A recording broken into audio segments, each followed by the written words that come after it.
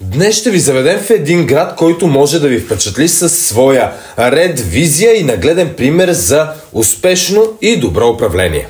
За да си успешен кмет със сигурност, не ти е нужно да имаш просто договор за медиен мониторинг с едно издание, което провежда и класира кметове в страната срещу 1000 левове на месец, а наградата, която всъщност плащаме всички ние, е чисто и просто чесане на егото и високомерието на местния първенец. Представям ви град Луковит, който от град с огромна безработица, лоша инфраструктура, сива градска визия, напомняща за отминалата ера, намаляващо население, до днес европейски и модерен град. И това е така заради волята, желанието и усилията и твърдата и решителна ръка на кмета Иван Грънчаров, който управлява вече няколко мандата. Предполагам, че след първия вече не му е нужно изобщо да обявява старт и край на предизборната си кампания, защото за него тя никога не е спирала през всички тези години на управление, а доказателство за това е най-вече активността му и воденето на политика, информационна кампания, ангажираност към проблемите чрез собственият си профил в социалната мрежа Facebook. И да, макар да бъде странно за редица, може би не познавам друг градоначалник, който лично, независимо от деня и часа в седмицата, се ангажира с изказване на мнение по важни теми, важни съобщения до своите съграждани, отговори на редица въпроси и прочие. И отново правя вметката. Прави го лично, а не чрез своя пиар, на когото да плащаме всички ние. Но това от години е неговата запазена марка. Започва коментарът на автора по канал 7.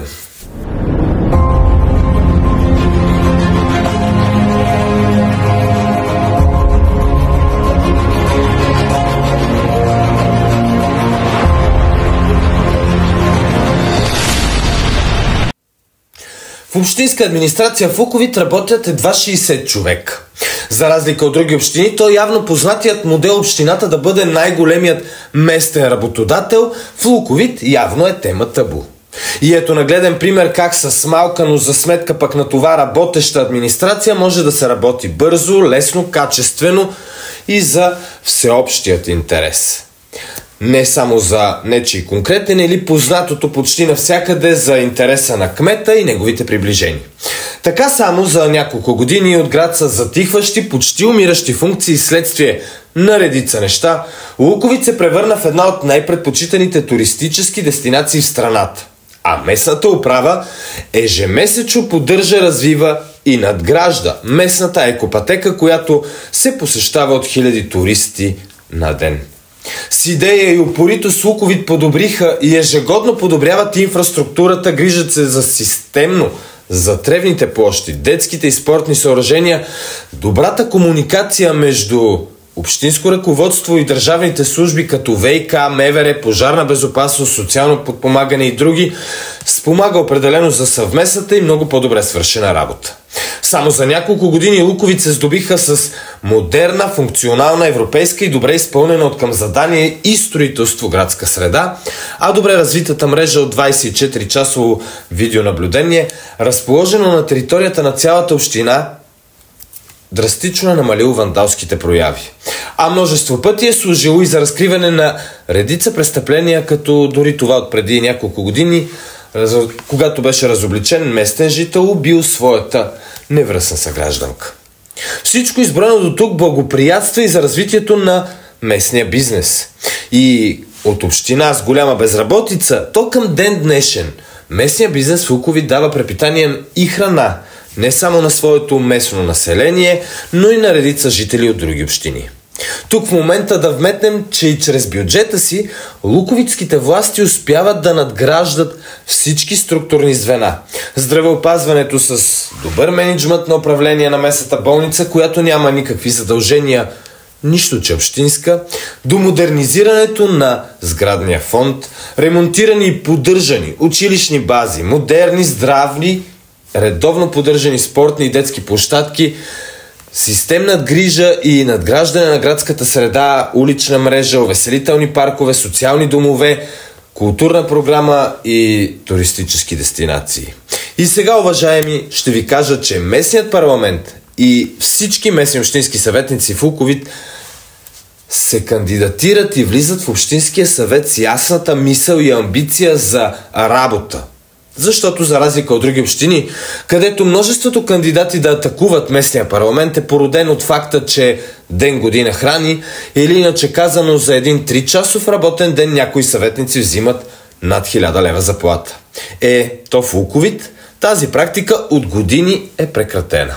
А с парите, които си спестяват редовно, се изгражда още и още детски и спортни площадки. Да, правилно разбрахте. Местните депутати в Луковит работят без пари. Уважаеми, макар Луковит да е доста добре развит, общината да е финансово стабилна и печеливша и определено да работи с сериозни европейски средства, както навсякъде, мераклии да грабнат властта вероятно има много. Но остават само смераците си, не ги онагледяват с действия, регистрирайки желанието си за власт местното ОИК. Може би поради факта, че местният парламент не дава заплати, а за да станеш кмет определено не стигат нито думи, нито обещания, нито пари. Защото, макар и да има нехаресващи местния кмет Грънчаров, със сигурност няма нито един местен, който да не е признал, че има усета, идеята, екипа, подкрепата, възможността и най-вече има търпението и коража да спазва за стриктното и качествено изпълнение по заданията и коража да се противопостави на всеки, който си мисли, че печелейки обществена поръчка ще присвои повече от половината, а с остатъка ще замаже и замете под килима това, което е трябвало и за което са му платили. И преди да бъда обвинен, че за този ми коментар ми е платено, че агитирам в разгара на предизборна кампания за настоящия кмет Иван Грънчаров, преди да бъда обвинен всъщност от вероятните му претенденти, които умишлено и гласно споделил вече защо са в кавички, че и този кмет не е света вода не напита, че е забогатял и той на гърба на общината и данъкоплатците, или че как беше чрез общината е направил изключително успешен бизнес, то бих отговорил следното. Да бъдеш успешен кмет и мнението ти и думата ти да тежат където и да си, сред когото и да си, от най-ниско образования до най-висше стоящия, е определено трудно достижимо. Дори за европейски лидери. Дръскачи и лаячи, мъчещи се да кажат нещо, но с голите си думи и обещания, предимно и само анонимно и без доказателства, има много. А волята и коража да застанеш очи в очи и да докажеш най-вече някакво обвинение, нямаха дори от държавното обвинение, което по нечие поръчение с подходящата медия лансираха сюжета с къщата за гости на кмета Грънчаров, която не само, че се оказа, че не е негова, но и държавното обвинение, което не беше под егидата на политическата партия, стояща за същия кмет, не успя дори да намери нарушение. А доблестта на Иван Грънчаров без притеснение и без капка съмнение, че е сгрешил, да застане добронамерено, съдържателно, кратко и ясно да отговори на всеки въпрос, тотално изпраща анонимките на едно много специално място, в което, за съжаление, подобни анонимници бързо биват отнасени и забравени, а в повечето случаи доказано нагледяващи примера крадеца вика дръжте крадеца. И да, дори Грънчаров да е направил модел по подобие на бизнес в общината, то е факт, че едва ли има представител на местния бизнес в Луковит, който да е ощетен от този модел и с нещо да не е бил подпомогнат от самата община.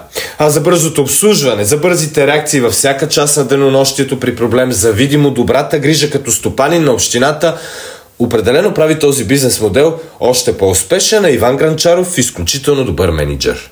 И не е нито нужно някой да ми плаща, нито да плаща на когото и да е, защото всеки местен, а и от близките градове, ако върне годините назад преди неговото кметуване, сам ще сведе глава и ще разбере, че за това управление и него като човек и кмет изобщо не е нужно нито реклама, нито агитация, нито каквото и да е, защото когато редица други са чакали да стане предизборно време, за да се събудят от дълбокия си зимен сън, с надеждата да докопат някоя друга троха от народния лев от местната хазна, то хора като Иван са работили и са си късали нервите и са се лишавали от семейни празници, роднини, приятели, личен живот и какво ли още не, за да има това, което има сега и към което се целят много други.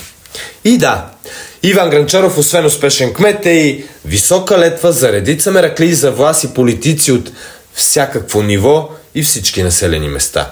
А за да завърша, както винаги обективно, бих посъветвал някои кметове да почерпят опит и нагледно да видят как се прави и да погледнат себе си отстрани как изглеждат на фона на това. Просто като пример ще дам и факта, че Луковит дори нямаха местен жител, който да ги представлява местното население в Народното събрание, така както например Червен бряг.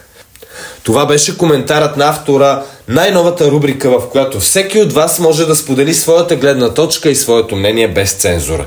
Благодаря, че отново избрахте канал 7 и новините от твоя град и мен, Христо Гешов. Спокойна нощ!